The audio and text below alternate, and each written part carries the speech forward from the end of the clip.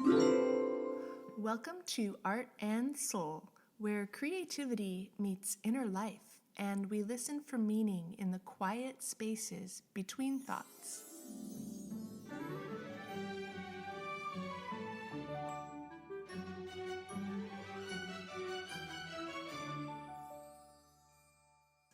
I'm Tristan, and this is a reflection on humor, on animation, on friendship, and on why the universe sometimes answers our biggest questions with a joke.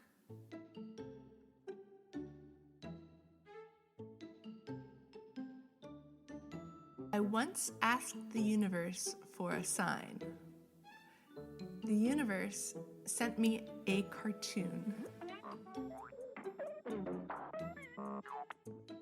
Not lightning, not a burning bush, a cartoon.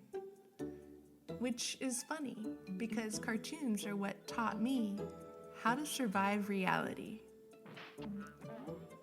I spent my career in animation where nothing is real and everything is true. Gravity is optional, timing is everything, and if you fall off a cliff, you don't fall until you look down. That delay, that little moment of awareness, that's comedy, that's philosophy, and that's life saying, "Are you sure you want to take this seriously?" I had mentors, good ones, the kind who didn't preach. They just smiled and let the joke land. Masters of the line, the pause, the raised eyebrow of the universe. They taught me something without ever writing it on a whiteboard. Don't take life so seriously, not because it isn't important, but because it already knows how heavy it is. You don't need to add weight. In animation, when a character moves, you exaggerate, you stretch, you squash. You don't say, well, realistically, the arm would only move 6 inches. No, you let it swing too far, you let it wobble, you let it fail spectacularly, because humor is elasticity, and seriousness is brittle. Somewhere along the way, we're told that being serious means being smart, that humor is a distraction, a side dish, a dessert. But humor is how the soul stretches so it doesn't tear. It's how the heart says, I see the absurdity here, and I choose not to collapse. The artists knew this.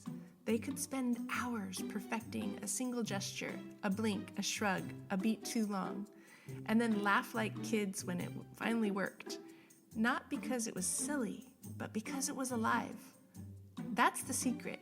Life isn't asking us to be solemn witnesses. It's asking us to stay flexible, to notice when we're running the same mental loop, the same worry track, on repeat. Humor is the needle lift. It says, hey, listen to this from another angle. In a world that keeps demanding certainty, humor is the quiet rebellion. It says, I don't know, and I'm okay with that. So when things get heavy, and they will, I hear my mentors' voices in the background like animators off screen calling out notes. Loosen it up, give it air, don't kill the joke.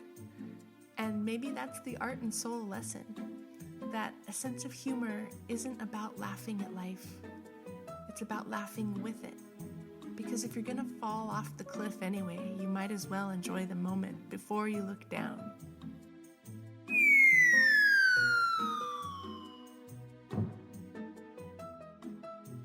What I value and remember the most isn't just what that taught me. It's how we were together. Family, friends, minds and rhythms, passing jokes back and forth like a perfectly timed cut. Our friendship was animated, not drawn, animated, full of timing, inflection, shared glances that said, "Did you see that?" before anyone else did. We found the humor in everything, not to escape life, but to enter it more fully. We laughed at the work.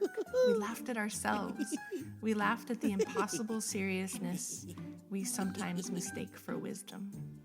And that laughter, that was the real mentorship. Because humor wasn't something we used, it was something we lived. It showed up in the way we listened, in the way we disagreed without hard edges, in the way friendship became a long-running gag that never wore out. I learned that humor is relational. It's not a punchline, it's a bridge. It says, I see the world the way you see it, at least for a moment. And maybe that's why laughter lasts, because when everything else breaks down, plans, careers, politics, certainty, what remains is who you laughed with. So when I hear their voices now, they're not giving instructions, they're laughing.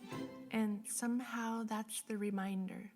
Find the humor, laugh often, let friendships be the punchline that keeps you human.